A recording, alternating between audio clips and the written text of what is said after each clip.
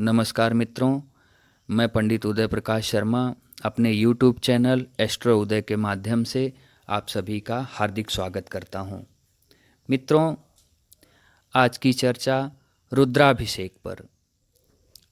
रुद्राभिषेक भगवान शिव को प्रसन्न करने का सबसे प्रभावी उपाय है।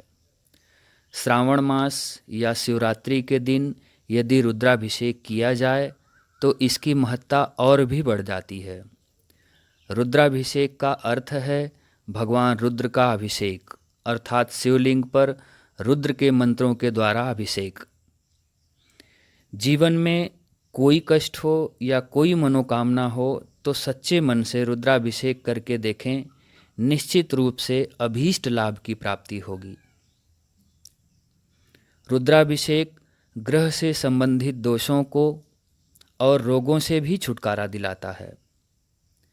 शिवरात्रि, प्रदोष और सावन के सोमवार को यदि रुद्राभिषेक किया जाए तो उसका बहुत ही चमत्कारिक फल प्राप्त होता है। आइए जानते हैं रुद्राभिषेक का महत्व। एक कथा के मुताबिक एक बार भगवान शिव सपरिवार वृषभ पर बैठकर विहार कर रहे थे। उसी समय माता पार्वती ने मृत्युलोक में रुद्राभिषेक कर्म में प्रवृत्त लोगों को देखा तो भगवान शिव से जिज्ञासावश पूछा कि हे नाथ, मृत्युलोक में इस तरह आपकी पूजा क्यों की जाती है तथा इसका फल क्या है। भगवान शिव ने कहा, हे प्रिय, जो मनुष्य शीघ्र ही अपनी कामना पूर्ण करना चाहता है वह आशुतोष स्वरूप मेरा विविध द्रव्यों से विविध फल की प्राप्ति हेतु अभिषेक करता है। जो मनुष्य शुक्ल यजुर्वेदीय रुद्राष्टाध्यायी से अभिषेक करता है उसे मैं प्रसन्न होकर शीघ्र मनोवांछित फल प्रदान करता हूँ। जो व्यक्ति जिस कामना की पूर्ति के लिए रुद्राभिषेक करता है वह उसी प्रकार के द्रव्यों का प्रयोग करता है। अर्थात यदि कोई वाहन प्राप्त करने की इच्छा से रुद्राभिषेक करता है तो उसे दही से अभिषेक करना चाहिए। यदि कोई रोग दुख से छुटकारा पाना चाहता है तो उसे कुशा के जल से अभिषेक करना चाहिए। रुद्र भगवान शिव का ही प्रचंड रूप है। इनका अभिषेक करने से सभी ग्रह बाधाओं और सारी समस्याओं का नाश होता है। रुद्राभिषेक में शुक्ल यजुर्वेद के रुद्राष्टाध्यायी के मंत्रों का पाठ किया जाता है।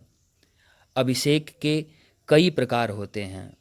शिव जी को प्रसन्न करने का सबसे श्रेष्ठ तरीका है रुद्राभिषेक करना अथवा श्रेष्ठ ब्राह्मण विद्वानों के द्वारा कराना।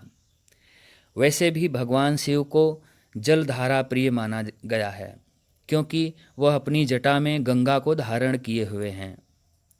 आइए मित्रों, जानते हैं रुद्राभिषेक से होने वाले लाभ।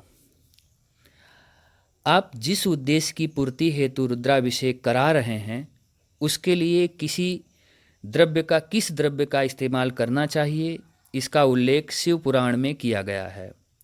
वहीं से उद्धृत कर मैं यहाँ आपको इसकी जानकारी दे रहा हूँ। यदि वर्षा चाहते हैं तो जल से रुद्राभिषेक करें। रोग और दुख से छुटकारा चाहते हैं तो कुशा जल से अभिषेक करना चाहिए। मकान, वाहन या पशु आदि की इच्छा है तो दही से अभिषेक करें। लक्ष्मी प्राप्ति और कर्ज से छुटकारा पाने के लिए गन्ने के रस से अभिषेक करें। धन में वृद्धि के लिए जल में शहद डालकर अभिषेक करें। मोक्ष की प्राप्ति के लिए तीर्थ स्थानों से लाए गए जल से अभिषेक करें। बीमारी को नष्ट करने के लिए जल में इत्र मिलाकर अभिषेक करें। पुत्र प्राप्ति, रोग शांति तथा मनोकामनाएं पूर्ण करने के लिए गाय के दूध से अभिषेक करें। ज्वर ठीक करने के लिए गंगा जल से अभिषेक करें।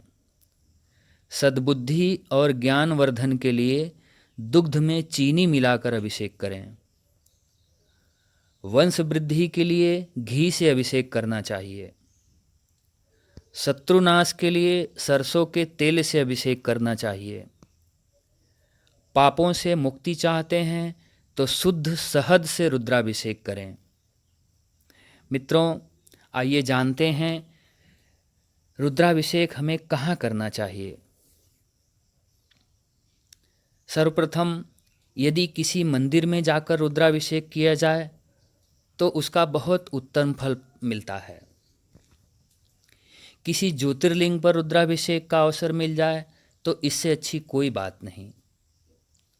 नदी किनारे या किसी पर्वत पर स्थित मंदिर के शिवलिंग पर रुद्राभिषेक करना सबसे ज़्यादा फलदायी है। कोई ऐसा मंदिर जहां गर्भगृह में शिवलिंग स्थापित हो, वहां पर रुद्राभिषेक करें तो ज़्यादा अच्छा रहता है। अपने घर में भी रुद्राभिषेक किया जा सकता है। शिवलिंग न हो तो अंगूठे को भी शिवलिंग मानकर उसका अभिषेक कर सकते हैं। ध्यान रखें कि रुद्राभिषेक के लिए तांबे के बर्तन को छोड़कर किसी अन्य धातु के बर्तन का उपयोग करना चाहिए। तांबे के बर्तन में दूध, दही या पंचामृत आदि नहीं डालना चाहिए। तांबे के पात्र में जल का तो अभिषेक हो सकता है, लेकिन तांबे के साथ दूध का संपर्क उसे विष बना देता है, इसलिए तांबे के पात्र में दूध का अभिषेक वर्जित होता है। मित्रों, रुद्राभिषेक से संबंधित मेरी यह जानकारी आपको कैसी लगी, मुझे कमेंट बॉक्स में लिखें। अगर मेरी यह जानकारी आपको अच्छी लगी तो मेरे इस वीडियो को शेयर करें, लाइक करें। ओम नमः शिवाय।